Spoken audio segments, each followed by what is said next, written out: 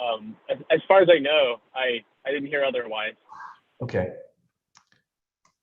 All right, folks. Hello, everyone. My name is Ricky Shabazz. I have the honor and privilege of being the president of San Diego City College. I want to welcome you all to our bi-weekly College Council meeting. College Council is the highest level of governance at our college. It is a committee comprised of all of the leaders of the constituency groups. If you desire to bring a matter forward to College Council, you can do so by reaching out to one of the leaders of the constituency groups that I'm going to introduce momentarily.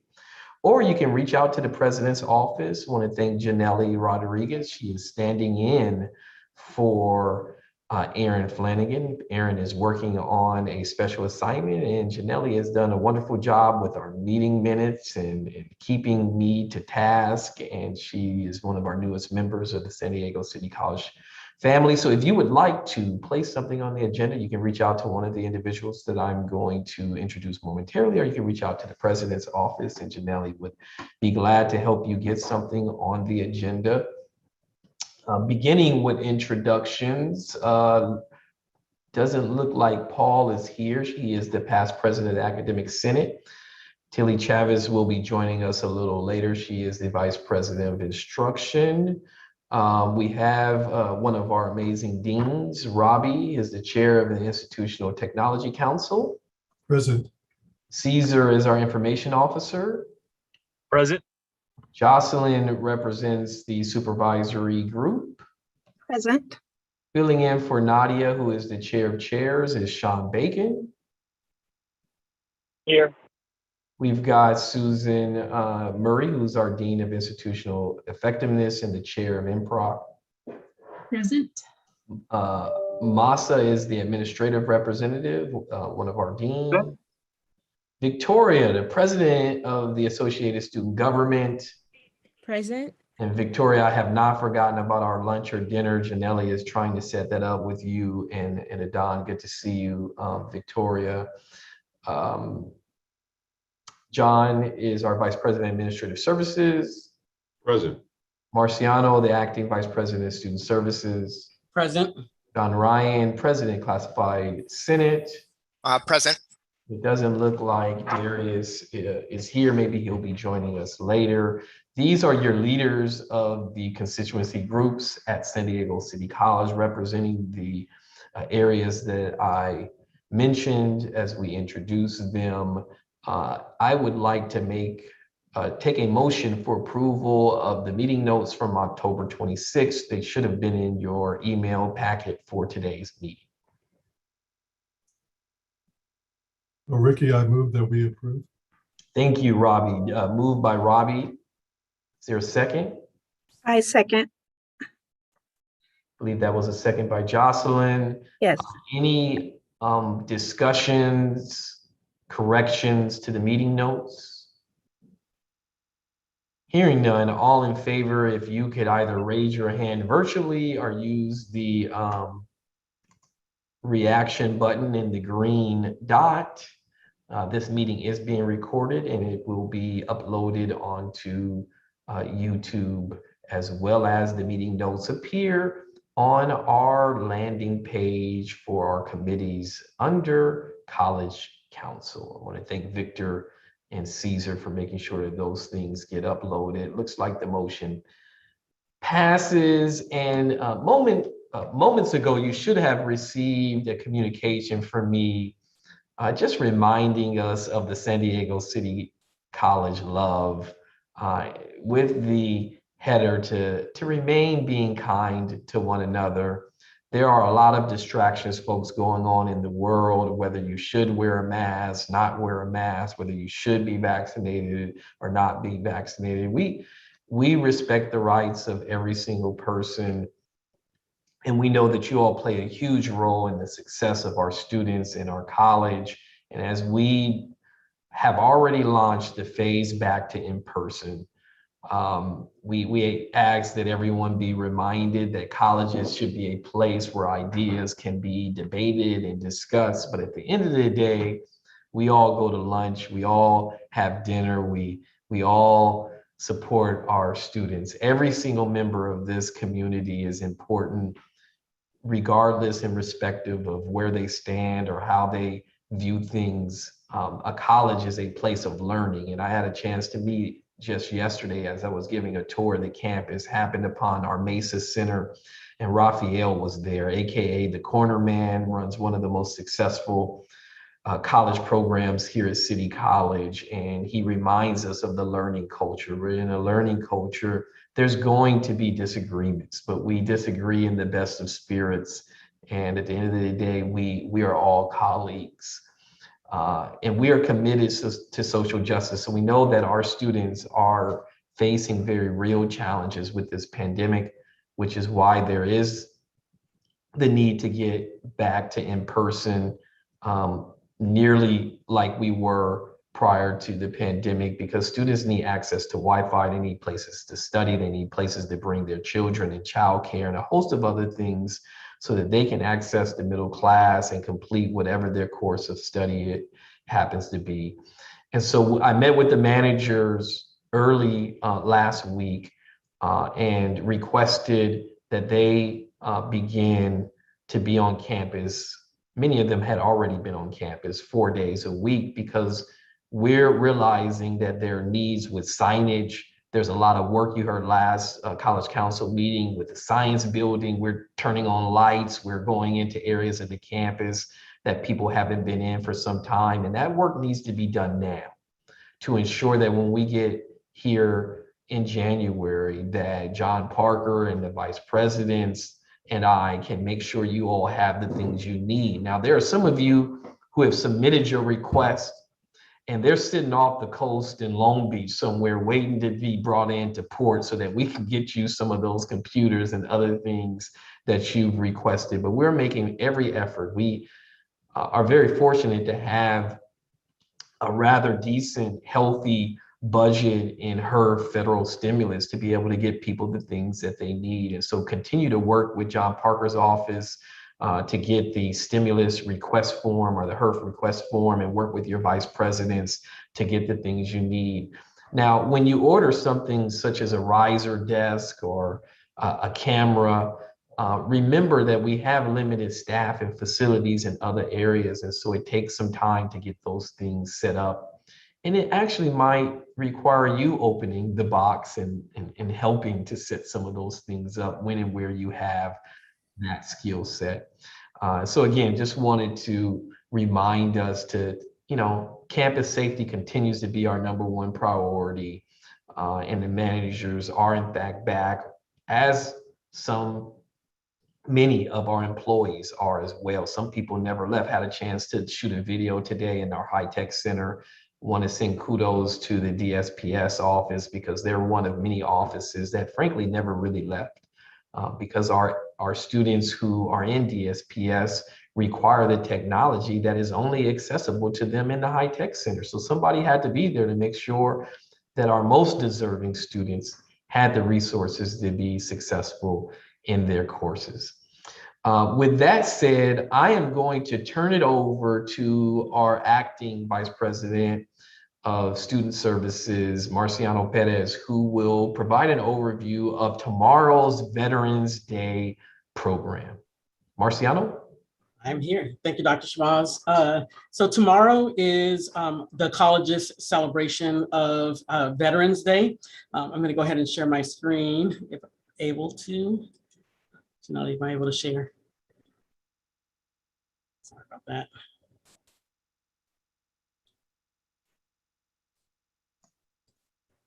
You should be able, Janelle, to click the top right corner of Marciano's box, and there should be 3 dots, and it should say allow him to be the co-host, and then he'll just need to give it back. Wow. You should be able to.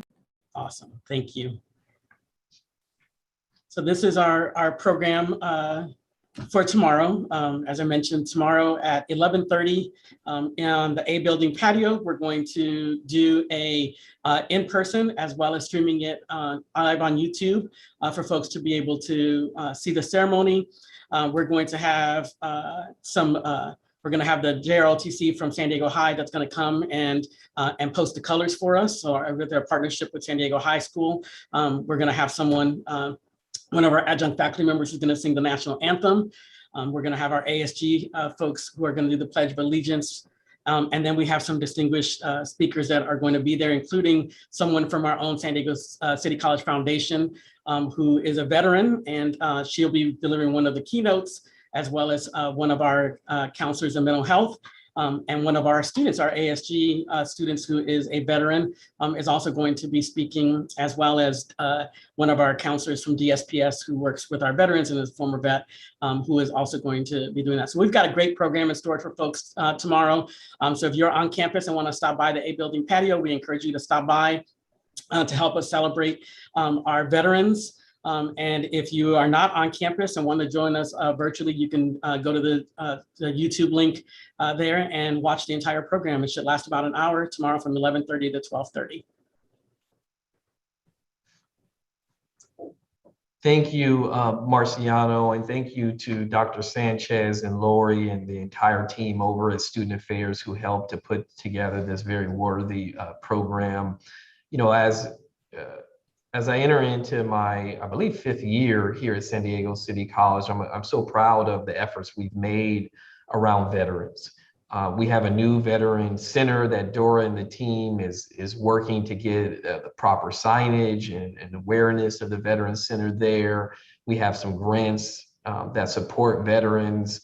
And we recently worked with our elected officials to allow us to once again offer courses on the basis, because we were offering courses, but it didn't generate apportionment. And so because of legislation that recently passed, we once again are going to be able to offer classes at our local military bases so that our veterans and their dependents can utilize their GI Bill and start to experience the wonderful faculty and courses here at San Diego City College. Any questions for Marciano about the Veterans Day program? Well, again, this is just another example of programming that has begun to happen once again in person. Kudos to the drama department and the dance department, both of which are doing in-person performances. Aaron Deddy in athletics, all of our coaches are now having spectators, the families and the community supporting our student athletes. And so folks, if you can, please attend an event. Looking forward to supporting our students as they continue with their studies. And speaking of continuing with their studies, I'd like to turn it over to our Vice President of Instruction to provide an update on enrollment. Tilly. Good afternoon, everyone. Thank you. Thank you, Ricky. Yes, I popped out, took a quick break from class. Well, let's see. Enrollment, we have a little work to do. I'm sure everybody, hopefully people were on board yesterday and watching the Chancellor's Forum. And as Ricky reminds me, we will catch up. We're not worried. We have some things to do, but we have some phenomenal people that we work with here. And one of the things I wanted to talk about, if at all possible, would be the spring schedule. Just to remind you all that registration has opened up, and we are supporting our intercession as 100% online. That's what we've been doing ever since I arrived here. It seems to have been very successful. We do well with that. I'm actually looking to see if we do have some extra FTEF somewhere that hasn't been used. That might be a great place to also add it. But looking at the spring schedule right now for our on-the-ground classes, which also includes our part-time online classes, and the nomenclature that I think Susan, Vice Chancellor Topham, mentioned yesterday can be it's difficult right now. We need to really all be on the same page, but some of our part-time online classes, which are hybrid, and also our face-to-face, we're at approximately 40% of our classes right now being offered that way. Our sister colleges are in the 50, 60 percentiles. Not that we have to match, but I think that's a real crucial thing, that if our students don't have classes to attend on the ground, that they might go other places. So we're looking to see how we can make some changes. Students are already signing up for certain classes, and there's certain things that people have done that I would like to share that I know faculty have had the opportunity to poll their students, the current classes, and some of them are signing up for certain classes completely online that they never did before prior to the pandemic. Those are great, but I don't think that's a one size fits all for all of our students. I think we really need to go back, take a deeper dive, take a really good look at how we're offering and what we're offering to our students. And we have some beautiful spaces here that are just calling for all of us to come back and be in their presence. So I look forward to seeing us being back on campus in the spring. We're going to have a great conversation this Friday. I think with the instructional cabinet, Ricky's going to be coming to visit with us. We look forward to that as well. And I have done a call out with all the deans, Ricky, just so that you know, and they're working out with their chairs to see what kind of changes are making, and also looking at things that we always do. As we go into our go, no go sessions, that is usually a couple weeks before semester starts. I've even asked the deans to look at things now as we have something that's really low enrollment. If nothing's picking up within a week, 2 weeks, then maybe we repackage them in a different modality. Whatever might be, it was offered, can we try it in a different way and see how that's being offered?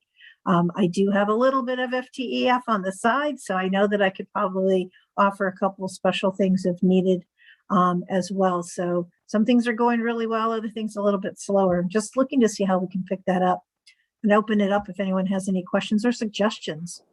Yeah, Tilly, we very often get questions about how we decide to develop a schedule.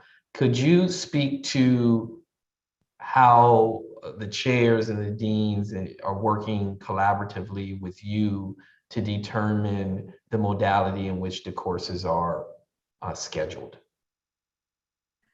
So it is really different right now and difficult because we're coming, I'd like to say, out of a pandemic, but I know we're still claimed to be in the pandemic. But looking at that changes, I'm going to speak a little bit of what we've done in the past.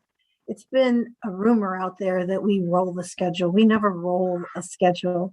We have an informed schedule, and that schedule that was used the year before and it's never like, well, there's two things. Sometimes you use the fall semester schedule to inform you what you offered. So what are the sequence courses that need to be offered in the next semester? And then the other inform is what is it that's offered in that semester previously, so you could see what kind of things had been occurring, and not to roll them, but to look to see what canceled, what didn't, what was successful. And one of the things that I have actually been asking for us to look at is the spring of 2020 schedule, the schedule that never occurred, because that schedule, we lived on it for 6 weeks, I think it was, maybe, before we all were placed remote. And so half of our good portion of those courses were never really offered. So I'd kind of like us to go back and pick up where we were, working with the faculty, looking at programs and sequencing. Previously, we were looking at evening and weekend program classes, and we were putting them together actually on a schedule. We've kind of gone away from that because of the pandemic. So I would really like us to work a little bit better, but the programs seem to work really well together and inform each other of what's the sequence, and they work with that piece of it. However, what I would like to say out there is that I am always open to any type of information that we might get, whether it be with students that are visiting through counseling, through visiting with whoever it is they're asking information. And somebody says, there just aren't enough X classes. Let us know. We can build those classes at the right times. We've been trying to do that for a little bit of time. It's just, there's a lack of communication coming back to us. And I'm thinking people just don't know where to send it. Maybe that's something I can work on, is where to get that information to and inform us. But that's really how we really work together. And most of the deans and the chairs will all work with them individually, and they work within those programs together. Great, thank you, Tilly. And I guess the other piece that I was hoping to clarify is this notion of quotas and percentages and mandates, that this is a very collaborative effort based primarily on student demand. And you referenced that, but I was hoping you would tease that out a little bit. But you referenced it when you said if we're offering a course in a certain modality, let's just say online, and if students prefer in person, and our sister colleges are offering that same course in person, that the student is likely to go to the college that's offering a course in the modality. And so if I could just tease this out, folks, as we're building these schedules, it has to be based on demand. Our students are the reason we're here.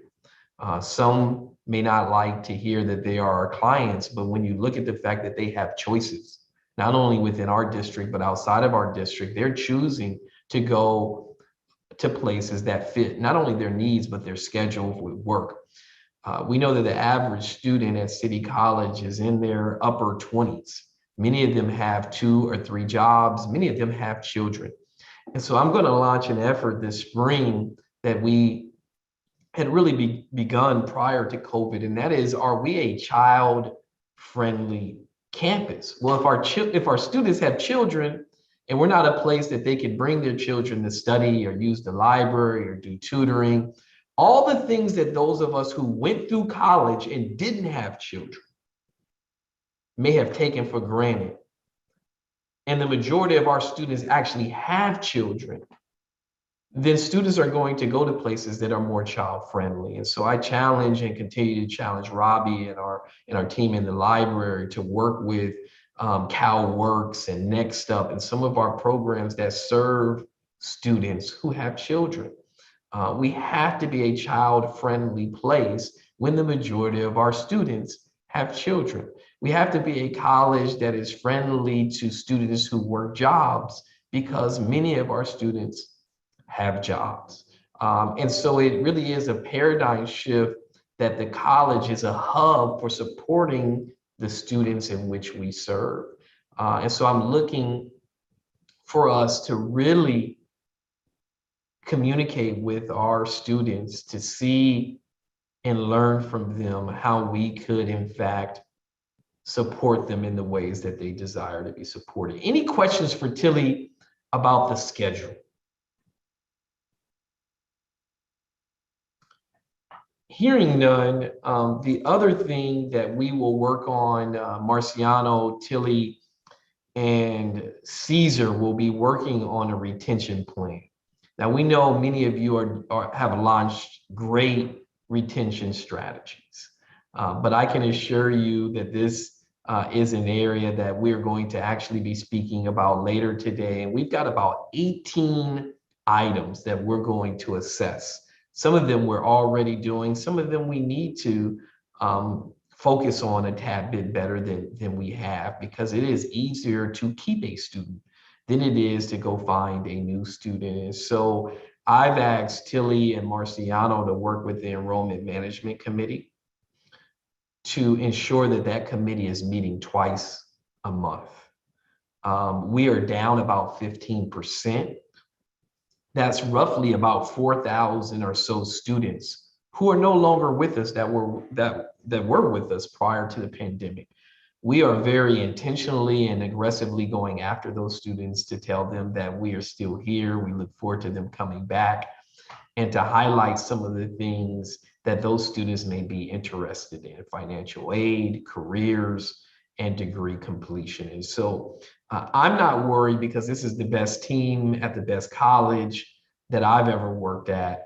And we've just got to move away from this crisis management into effectively serving our students in the ways that they're interested in us serving them. Any questions or thoughts on that topic? Enrollment is important, folks. We are in Hold Harmless, so it's not a matter of money, it's a matter of lives. It's a matter of students who have 20 units and didn't complete, have 30 units and didn't complete, who have 60 units and didn't complete, that we reach out to them and say, come on home.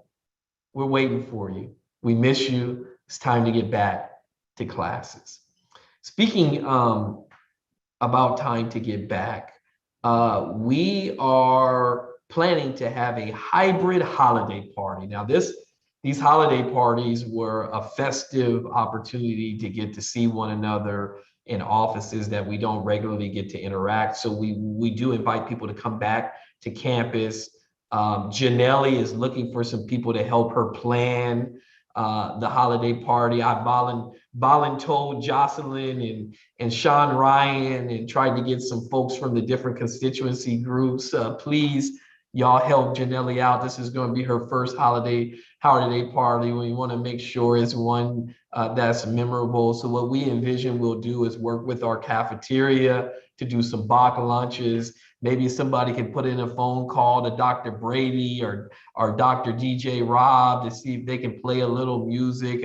I'm sure John Parker can help with some city college. John Parker, you got a shirt or two that we might be able to give away some folks if they came on campus. And so we're looking to get back to the holiday party and to see one another.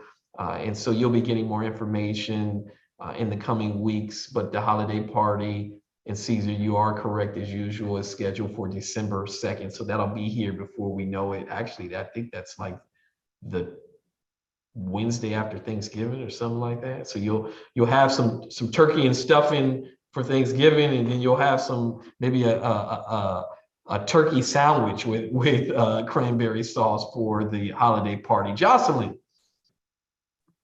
Yeah, I'm trying to navigate the computer here.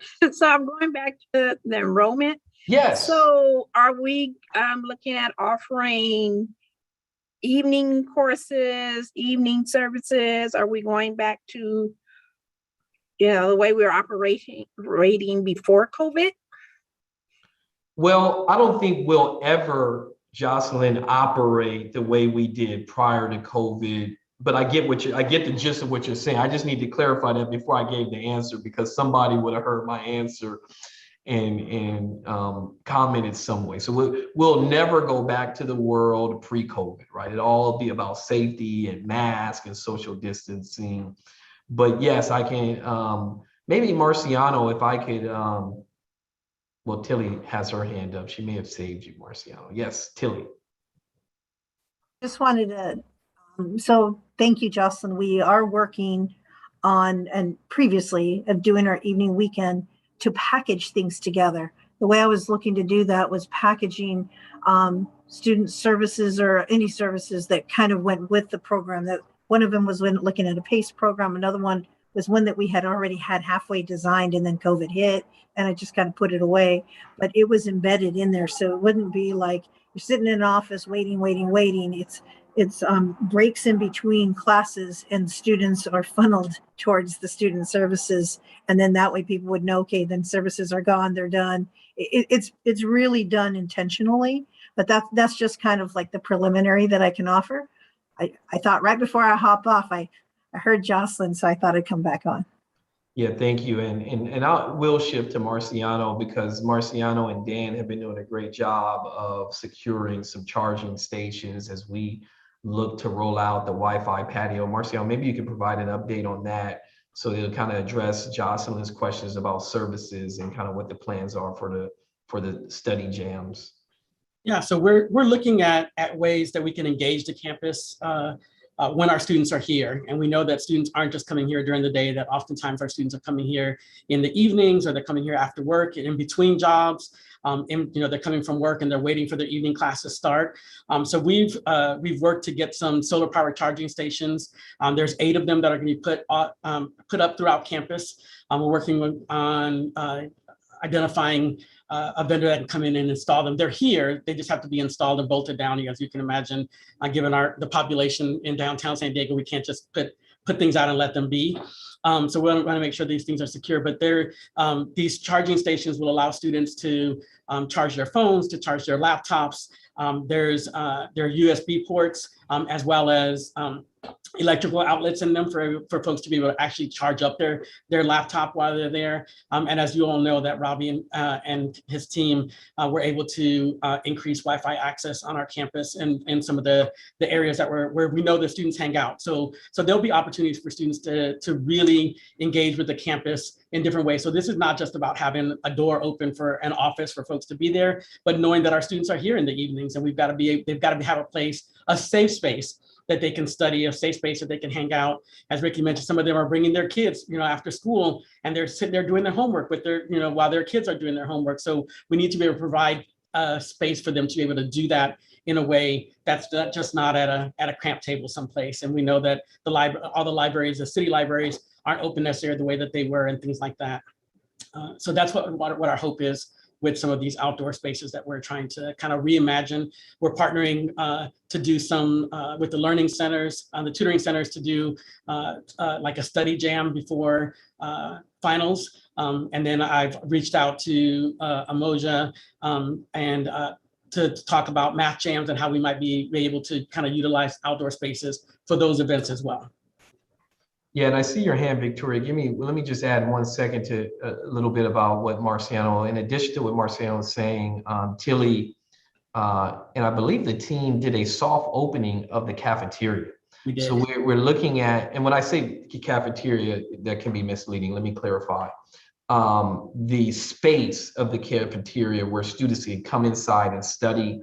We're going to purchase some microwaves and some, I don't know if I was the only college student that lived on top ramen and cup of noodles, but we're going to order some top ramen and cup of noodles. And the cafeteria is now a space where students can go into and get out of the elements and study and have a quiet space, or a space where they can begin to do so. If you haven't been in the cafeteria lately, I would urge you to go look at it. There's a wonderful 50th anniversary Chicano Studies mural that is nearing completion there.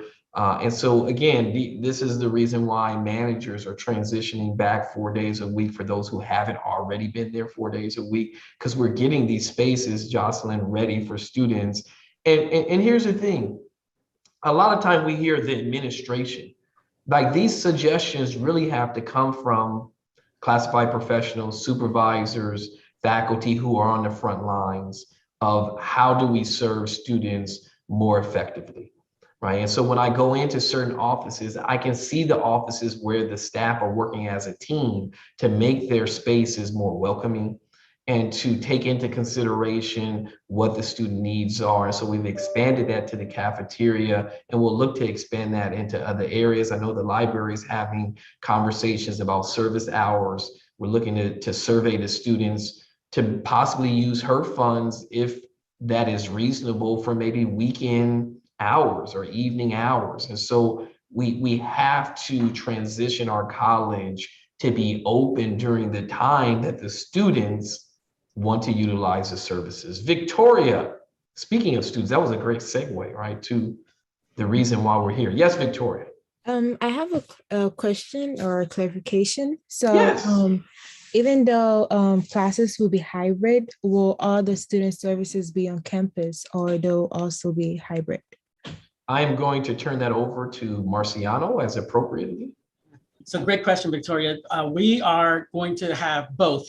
We're going to still continue to have some remote services for students. We know that has been a modality that has worked for some students. Some of our students in particular that work find it easier to log on and get those services. But we have continued to bring back more folks and to have more in-person services in all of our offices in student services. So you can go onto our website, and there is a student services grid that has all of the remote operation hours as well as the in-person office hours, where you can actually come on campus and meet with financial aid, or meet with a counselor, meet with, go to admissions and records.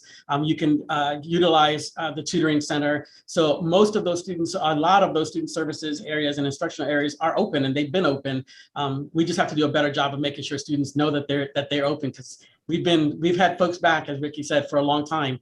And student services has been back since July 16th, with most of our offices having some in-person component since July. So we gotta get students in there. Yeah, and to Marciano's point, Victoria, what I would like to see, since I have you and Caesar here, is for you and Caesar to get together. And it would actually be great, Victoria, if Caesar could videotape you, and then we could send that video, because we know people don't want to read emails. They want to see a 1 or 2 minute video that tells them what's going on. So Victoria, if you or another ASG member is willing to do that, to Marciano's point, we emailed this information out, but it's just not getting in the hands of students. So Caesar, if you can get with Victoria and we can have you as our official, I was going to say model, but that probably doesn't sound right. Newscaster, right? Broadcaster. We can have you as our official broadcaster, Victoria, that broadcasts to other students that these offices are open. We'd love to use you in a 1 to 2 minute video. And let me say, we would love to feature you in a 1 to 2 minute video that talks about what the offices that are open. And while I'm saying that, let me give a shout out to Jocelyn, the counseling department, John over there, our counselors. I want to go on record as establishing we were the first college in this district to do in-person counseling appointments. Our counselors are meeting with students in person, right? And so I'm not sure if people are aware of that, but certainly the students who are making the appointments to see the counselors. And I actually happened to be meeting with Jocelyn the very first day, almost a month ago now, if not more, when one of our counselors had the very first, and let me say this, one of our general counselors had the very first in-person general counseling appointment. Offices like EOP&S and DSPS and CalWorks and some of the other counseling, because we have counselors all over the campus. And I've already said that some of them never left. They've been here helping students. But in terms of general counseling, we're the first college in the district to do in-person general counseling. And I want to acknowledge our wonderful counselors who I think the world of here at San Diego City College. Is that another hand, Victoria, or is it the same hand? Sorry, it's the same one. Thank you. No worries. Sean. Yeah, I had a quick question. You were talking about extending Wi-Fi services, and I was curious if by any chance there was Wi-Fi that had been added to the Seville Theater. I know that had been something that had come up from some of the people in drama, and I just thought I'd ask if that had been addressed by chance. Robbie. Actually, we're right in the middle of a campus-wide Wi-Fi evaluation by a third-party team brought on by District IT. The intent is to find all of our dead spots and not so hot spots, and to literally give us across the board Wi-Fi. That activity is on a very short window. It should be concluding, I guess, within the next week. And from there, they're going to just actually bring access points where they need to be. The difference this time, Sean, with this one, it sounds very promising, is that it literally is going to give us the opportunity to have ubiquitous Wi-Fi wherever you're on campus. You're connected and you will not be disconnected as you traverse the campus. And it's looking at our really difficult spots where some of our buildings are really tight, if you will. And they're trying to find out what's the formula to give you ample Wi-Fi in those structures as well. Yeah, and if I could add to that, I want to thank Robbie and our new district director of technology. You all walked the campus several months ago with the new director, and this, Sean, was the focus of that walkthrough, is for Robbie to be able to identify to him some of the challenges that we need addressed with our technology. And prior to that, Robbie and his team, as we've already denoted, worked on a project over the summer to expand the Wi-Fi on what I'll call the A building patio. So in front of the A building, either direction, there's expanded Wi-Fi capabilities. And Marciano and Dan and their respective teams ordered charging stations so that students can use it. And Marciano, do we have the date for the grand opening? Students already using it. Immediately, we don't even have to tell them, they find it, but we're planning to do it like an open house, if you will. Did we have the date for that? I believe the date is going to be the December 7th and 8th, or 8th and 9th. We're working with the tutoring centers because they're going to help do some activities. So Tilly's working with them to secure a date, but it's going to be that Wednesday, Thursday. We're trying to do 2 different days so that we can get the students that typically would have class on one of those 2 days. Yeah, so if you're a faculty member or classified professional and you come into contact with a student who doesn't have Wi-Fi, please let them know they can come to the campus. And that includes the weekend. There is improved Wi-Fi in the area around the A building patio. As soon as John Parker can identify a contractor to bolt down the charging stations, and that really is a health and safety measure. Like we wouldn't want one of these charging stations to fall down on someone, maybe the wind or the rain. And so we're identifying a contractor to bolt them down. John, were you going to chime in? You had an update? No, I was just going to chime in with you that you're right. We're working on that today in terms of the contractor, as you mentioned, so they don't walk away or blow over and land on someone. We will not be able to bolt them, however, to the A patio because of the warranty on that roof. So, but we're identifying other places. So we got to get some really, really strong duct tape, is what you're saying, John, to make sure that the wind doesn't blow. Or some chains. Yeah. Yeah. Well, any other questions? We had somewhat of an abbreviated meeting. I assure you the next meeting, now we're going to go off sequence because of the holiday break. That is for our next meeting is actually supposed to be the week of Thanksgiving. However, we're going to resume College Council the week after, during which we will get an update, I believe, on our student services reorganization, which should see two positions. I think we're at a place where I can announce this now. We're looking at upgrading the Director of Admission and Records to a manager's position, and we're looking to upgrade the Director of Financial Aid to manager's positions. I saw the job descriptions today. They will go to board in December, which means that there will be opportunities both internally and externally for an individual to compete for those positions. Those positions were at a relatively low pay grade, considering other colleges. And so I'm happy to say that with Marciano's leadership and others that we work to reorganize student services so that those will in fact be managers' positions. Outside of the organization, they were known as managers' position, but for some reason they weren't in our organization. There are other changes going on in student services. Marciano is going through the roadshow or scheduling to go through the roadshow with that reorganizational plan. We have a land acknowledgement that Robbie and our professional development coordinators are working on. There are a host of action items that will appear in the next College Council meeting. You don't want to miss it. There's a number of activities taking place at the college.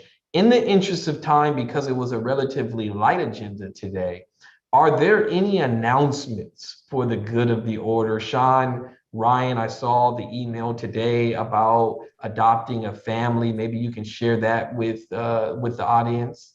Hi everyone. I'm pleased to announce our annual Adopt a Family benefit drive for students during the holidays. This is an annual event that the Classified Senate sponsors. I sent out a DL today. We're going to send out additional information as there's more information available. The application process is available for any student to complete. The application, the email has the Google form, and that Google form will be updated on our Classified Senate webpage, as well as feel free to share that link with any of your students or any of your student programs. We have applicants. We're looking at applicants receiving financial services, family needs, single parent families, and then the Classified Senate before the end of the semester will be sending out gift cards to recipients of the Adopt a Family. Also, the Classified Senate is open for any donations. You can make donations out to the Classified Senate or email me directly if you have any questions or concerns. And we greatly appreciate the family here at City College supporting this each and every year. Thank you, Sean. And Marciano, before we get you, I saw a comment in the chat for Victoria saying, could the ASG help with the hybrid holiday party? Absolutely. Victoria, if you would be so kind as to email Janelli. I actually think Victoria Janelli may have a couple of emails into you already. So if you can connect Victoria with Janelli, she would be happy to invite you to a meeting and talk about the planning and decorating and all the other things we'll need for that event, in addition to me following through with the lunch or dinner that I promised that you, Marciano, Adon, and I would. And you're welcome to invite another member or all the members of ASG. Would love to take you all to lunch or dinner and connect with you all. Marciano. Yes, I just wanted to remind folks that Monday, November 15th is our next Hunger Action Day. So this is an important reminder to let your students know, remind students to sign up. It's not just for students. We have lots of classified professionals and faculty that also come through. It's important that we get the word out. We know that it happens twice a month and it's easy to kind of forget. And like a lot of our programs, when they happen over and over again, folks kind of get desensitized to it. But this is an important program that we host twice a month, partnership with Feeding San Diego and the San Diego Food Bank. And so if you can just remind students or remind folks to sign up for the Hunger Action Day on Monday, November 15th. Again, it'll happen from starting at 12 o'clock, and it goes until we run out of food in the parking lot behind the LRC, which is lot 8. So that'll be an important part of that.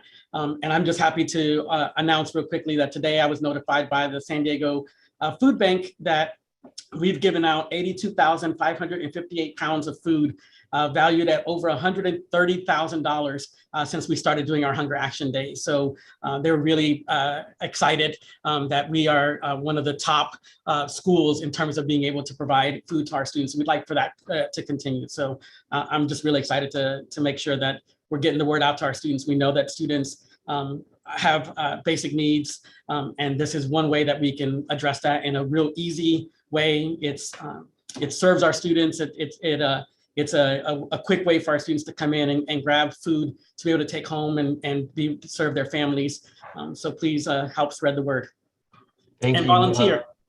Thank you, Marciano. And speaking of volunteers, thank you to all of the volunteers, Adon, everyone involved in it, Tia. I mean, there's so many people who show up to help pass out these much deserved and needed resources to not only students, but it's open to employees, folks. We have employees who have families or community members who are in need of these food boxes. And so even if you don't need the food, you can drive through and give it to a deserving family. We have people in the community who walk up and access the food as well. There is a huge opportunity to bless someone who's in need of these resources. Janelle and I took a field trip the other day over there so she could meet some of the folks over there. We had the opportunity to place some food in about 10 or 20 trunks, and the volunteers were having a very festive time. It does something to your heart to be able to help someone. And so if you haven't volunteered, please reach out to Adon. And I'm sure he could use the help.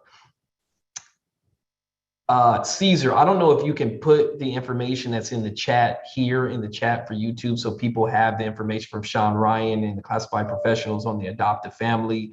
And those of you who are watching via YouTube, Janelle's email address, if you would like to help volunteer for the holiday party, we would welcome your help. Any other announcements or updates for the good of the order? Hearing none, folks, let me just end by saying and restating what I said at the top of the meeting, and that is, this is the best college and the best group of people anywhere I can imagine. Certainly the best place I've ever worked, and it's because of each of you. Thank you for your kindness.